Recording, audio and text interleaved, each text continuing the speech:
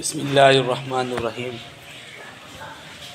इरादा तो मसाइल बयान करना था, लेकिन अभी नमाज से पहले वो लड़का स्पीकर सही कर रहा था, तो मैंने कहा स्पीकर के मुताबिक कुछ बात हो जाए। इल्मी बातें हैं, दो वाक़यात है। मुफ्ती शफ़ी साहब रहमतुल्लाह अलैह एक बहुत बड़े आलिम दीन है। उन्होंने कुरान की तफसीर भी लिखी है और उनकी किताबें भी बहुत ज़्यादा है। कराची के एक मशहूर आलिम दीन है मुफ्ती तकी उस्मानी साहब, अभी ज़िंदा है, अल्लाह ताला उनकी उम्र में बरकत डाले। उनके वालिद साहब थे मुफ्ती शफ़ी साहब रहमतुल्लाह अलैह। उनको किसी ने बताया कि जब तुम स्पीकर इस्तेमाल करते हो तो जो असल आवाज़ है वो स्पीकर के अंदर रह जाती है और जो दूसरी आवाज़ है वो गूंजती रहती है। तो फिर उन्होंने जब तहकीक, उन्होंने कहा चलो ये बात तो ठीक है। उन्होंने फतवा दे दी भाई ये हराम है स्पीकर का इस्तेमाल करना। उनका फिर फतवा जारी रहा।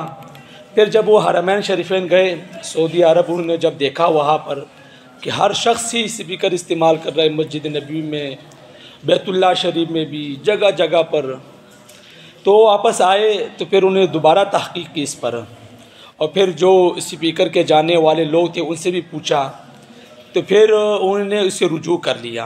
मतलब क्या, उन्होंने कहा कि भाई जो मेरा फतवा था वो गलत था, आप स्पीकर इस्तेमाल कर सकते हैं, क्योंकि जो असल आवाज़ है वही आवाज़ बाहर भी जाती है स्पीकर में। ठीक है, एक वाक़या तो ये है।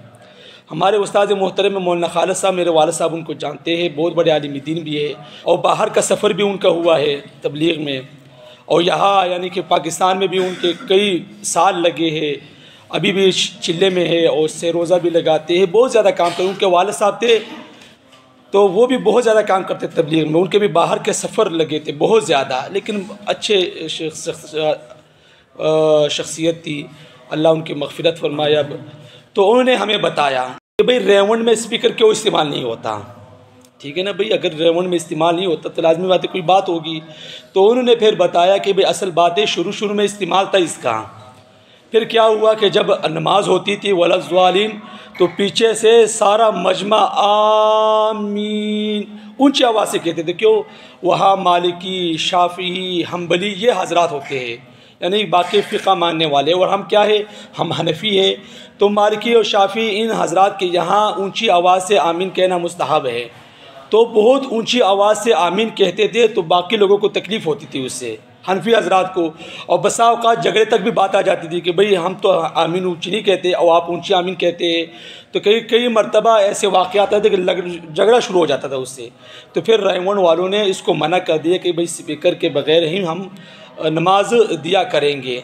तो ये दो वाक़यात है। ठीक है जी। तो हमारे यहाँ उलमा इतनी शिद्दत नहीं करते जितनी अवाम करते हैं। ठीक है ना। अब अगर कोई आलिम दीन जिहाद में है तो बाकी लोग कहते हैं कि भाई ये आलिम दीन सही है बाकी सब गलत है। अगर कोई सियासत में है तो कहते ये सही है बाकी सब गलत है। कोई तबलीग में है तो ये सही है बाकी सब गलत है। लेकिन ऐसा नहीं है, ये सहाबा कराम की सुन्नत है। ठीक है ना। सहाबा कराम के हम वाक़यात पढ़ते हैं फ़ज़ल अमाल में, ऐसे सहाबा है कि जिन्होंने सारी ज़िंदगी जिहाद में लगा दी, और ऐसे सहाबा कराम हैं जिन्होंने सारी उम्र इल्म में लगा दी और बाकी कोई काम नहीं किया करते थे। और ऐसे उलमा जो सिर्फ हदीस याद किया करते थे, और ऐसे उलमा, बल्कि फ़ज़ल अमाल में एक बाब दिया हुआ है कि फ़तवा देने वाले उलमा सहाबा कराम, ऐसे उलमा जो सिर्फ फतवा दिया करते थे, उनका कोई और काम नहीं था, लेकिन वो आपस में भाई थे, उनका आपस में कोई इख्तिलाफ़ नहीं था। तो हमारे यहाँ पाकिस्तान में उलमा का इतना इख्तिलाफ़ नहीं होता जितना अवाम के आपस में होता है। ठीक है।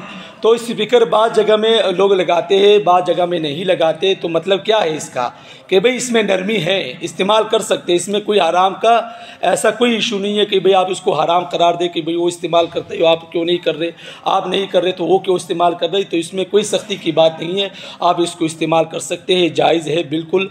अगर कोई इस्तेमाल कर रहा है तो ठीक है, अगर कोई इस्तेमाल नहीं कर रहा तो उसको भी बुरा नहीं कहना चाहिए, कोई इस्तेमाल कर रहा है तो उसको भी बुरा नहीं कहना चाहिए।